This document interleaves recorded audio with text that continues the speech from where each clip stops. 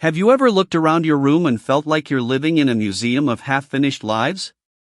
A guitar you learned 3 chords on and then abandoned. A notebook full of business ideas you never launched. A laptop with 5 online courses at 12% progress.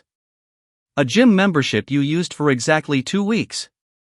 And suddenly, at 1:47 a.m., you're watching videos about learning a new language or starting a podcast and thinking, yes, this is my purpose now. And then the next morning, reality hits. You sigh and think, why can't I just stick to one thing like normal people? If that's you, welcome to the club. You are not broken. You are not lazy. You are not unfocused. You might just be built for something the world is only now starting to understand. The M-shaped future. From childhood, we are trained to think in straight lines. Pick one subject. Choose one career. Climb one ladder. Stay in one lane. Doctor. Engineer. Lawyer. Accountant. One identity for life. Clean. Simple. Predictable. That worked in the old world. But the old world is gone. Today, careers change faster than phone models. Industries rise and die in a decade. AI replaces skills that once took years to master. The safe job of today becomes the obsolete job of tomorrow. In this world, being only one thing is dangerous.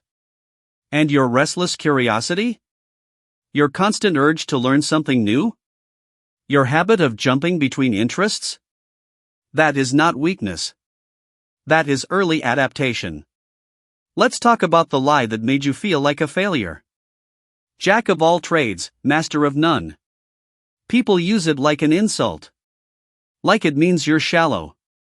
Like it means you're incapable of commitment. But the full quote says, "A jack of all trades is a master of none, but often better than a master of one." Better than a master of one. Why?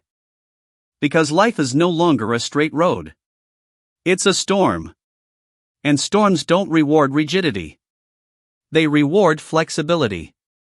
Psychology calls this an M-shaped mind. An I-shaped person has one deep skill. A T-shaped person has one deep skill and a little knowledge around it. But an M-shaped person has multiple pillars of depth.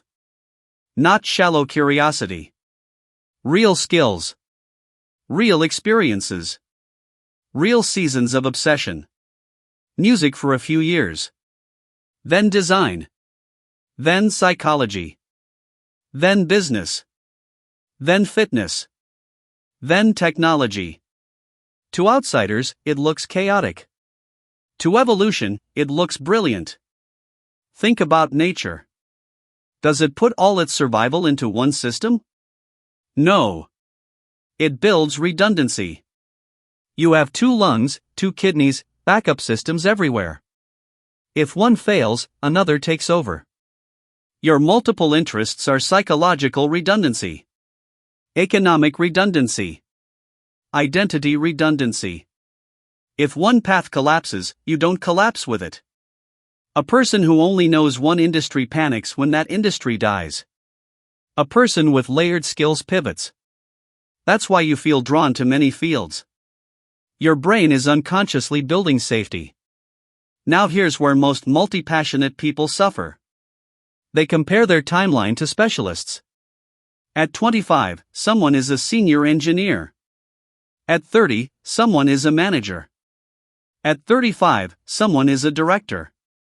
And you think, I'm behind. I keep restarting. But you're measuring an M-shaped journey with an I-shaped ruler. Specialists go straight up. Polymaths go wide first, then up. They look slow early. Then suddenly, they connect everything and leap. The problem isn't that you change interests. The problem is you try to build all of them at once.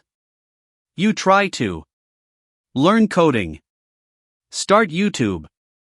Build a business. Get fit. Read philosophy. Learn a new language. Fix your sleep. And become emotionally healed. All in the same month. That's not versatility. That's self-destruction. True M-shaped growth happens in seasons. One season, you go deep into one thing. You build a pillar. Next season, another pillar.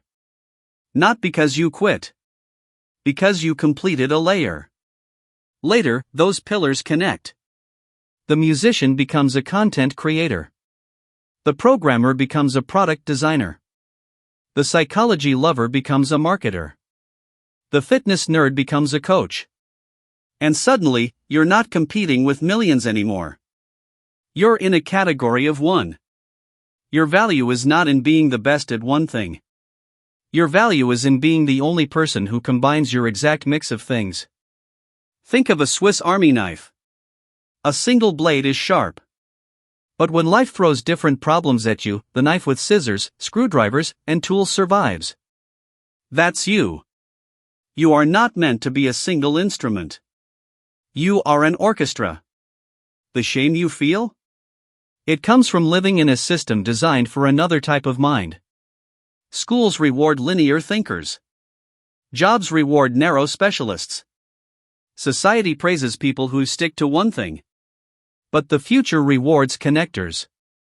Bridge builders. Synthesizers. People who can see patterns across domains. People who can translate between worlds. People who can adapt when rules change. And your brain knows this. That's why it refuses to settle. That's why it keeps pulling you toward new skills. That's why boredom hits you faster than others. You are not scattered.